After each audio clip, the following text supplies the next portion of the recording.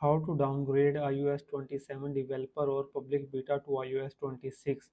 So you can easily do this. First, open settings. Here, check your internet connection. Make sure that your internet is working properly. Now scroll down. Here, tap on general. Tap on iPhone storage. Here, search for update. If you are showing an option update, delete that update. If the update option is missing, now go back. Now the only method is to use your PC or Mac to downgrade the iOS. Here you can see I am using my PC. First, open any browser.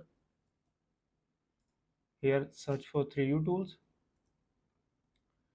Now download it. After downloading, open it.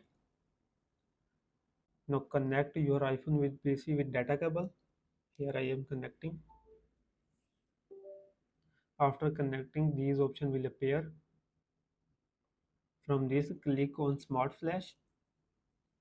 After this, click on Firmware Download. Here you can see you are seeing iOS 26.2, iOS 26.3, 26.4. Now download any software you want to install on your iPhone. After downloading, install it on your iPhone. So by this method, you can easily downgrade your iOS 27 to iOS 26 without any data loss. So this is the video guys. Please like the video and subscribe my channel.